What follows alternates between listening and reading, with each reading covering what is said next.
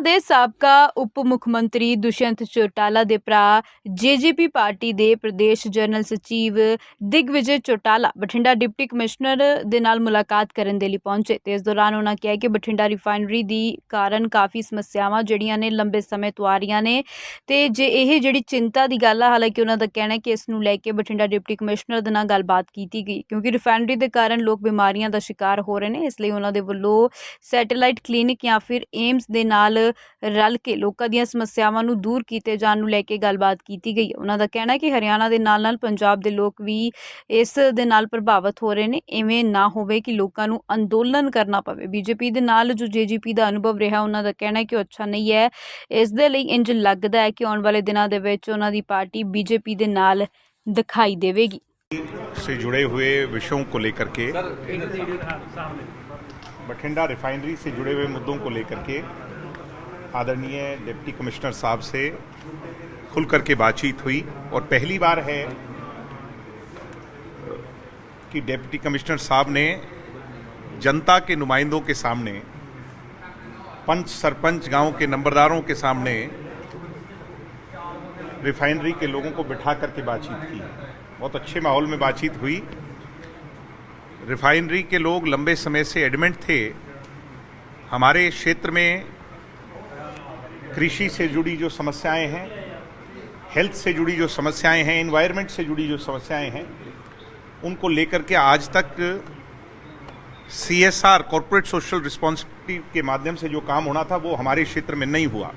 और हरियाणा जो कि इनकी फ्लेम टावर्स हैं उसके बिल्कुल नज़दीक में पड़ता है, समीप में है, उसका सबसे ज़्यादा खामियाजा पंजाब को तो है ही, आपकी तलवंडी बेल्ट को तो है ही, बल्कि उससे ज़्यादा खामियाजा हमारे लोगों को है।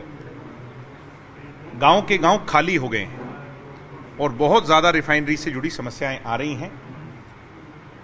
केमिकल को नीचे रिसाव किया जाता है, उससे कैंसर जैसी भयानक बीमारियां पैदा हो रही हैं, पशुओं को समस्याएं आ रही हैं।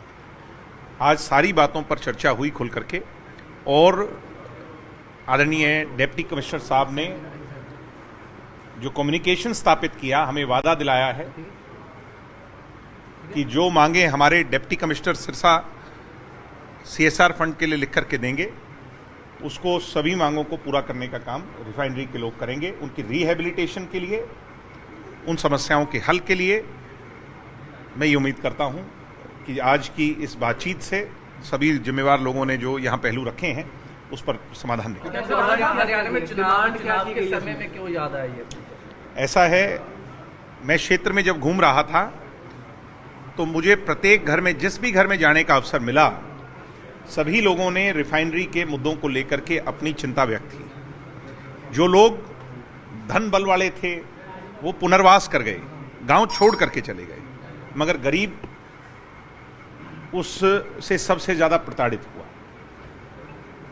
मैंने ये विश्वास उनको दिलाया था कि मैं जो आज तक नहीं हुआ है उसका माध्यम बन करके प्रयास करूंगा।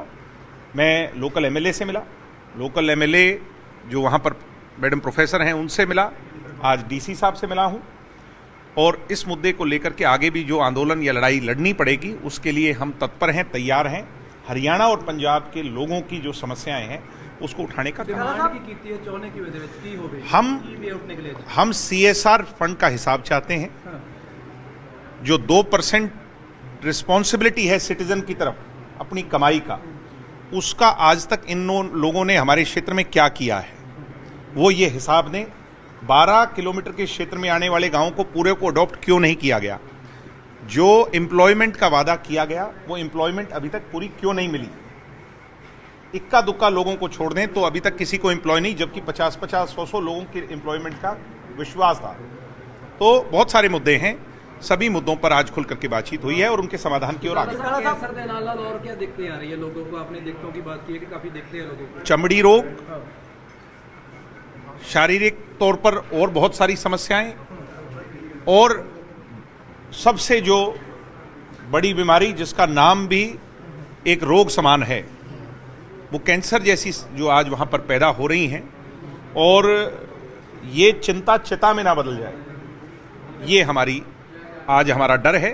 और इसको लेकर के हम अपने बड़े भाई पंजाब के जिम्मेवार लोगों से मिले हैं और हमें उम्मीद है। आश्वासन डीसी साहब ने यही कहा है कि जो कम्युनिकेशन आपके डीसी हमें भेजेंगे, जो मांग वहां से होगी, हम CSR के माध्यम से इनसे पाई का हिसाब भी लेंगे और वहां पर बड़ी मेडिकल फैसिलिटी, कोई सैटेलाइट सेंटर जैसे आपके यहाँ पर एम्स के सैटेलाइट सेंटर हैं, बादल में है, अन्य स्थानों पर है, वहां पर हम बनाने का प्रयास करेंगे जिससे वहां की समस्याओं का डॉक्टर साहब लगता नहीं ये तो केंद्र सरकार का प्रोजेक्ट है, पंजाब का क्या लेना है? अरे धरती किसकी है? केंद्र सरकार किसकी है? लोग किसके हैं? मांग की है। केंद्र सरकार से मांग का विषय ही नहीं है। हमारी एक प्राइवेट लिमिटेड कंपनी जो चल रही है, एक कॉरपोरेशन है, उनके लोगों से हमारा आज के दिन हमारा एक संवाद है और उनकी जिम्मेवारी है। केंद्र सरकार का क्या लेना है इसमें? ये तो उन लोगों जिसकी धरती पर आज वो इतना बड़ा प्रोजेक्ट चला रहे हैं, वो रिस्पॉन्सिबिलिटी है, उनकी जिम्मेवारी है लोगों के प्रति, वो जिम्मेवारी से वो पीछे हटा नहीं। मेरे को ना तो इस बात की कोई सूचना है कि पंजाब में इस तरह की कोई बात है, ना हरियाणा में ऐसी कोई बात हमारे सामने नहीं है। वो कहते हैं समान विचारधारा के लिए दरवाजे खुले होते हैं और समय समय पर राजनीति में क्या हो जाए कल और क्रिकेट की आखिरी बॉल पर कौन सा लग जाए शॉट, ये किसी को नहीं पता। भारतीय जनता पार्टी के साथ हमने 4 साल तक गठबंधन रखा और उसका खामियाजा हमें भुगतना पड़ा पिछले चुनावों में। मैं ये मानता हूं कि अब हमारे रास्ते अलग हो चुके हैं और ऐसे में निकट भविष्य में मुझे ऐसी कोई संभावना नजर नहीं है।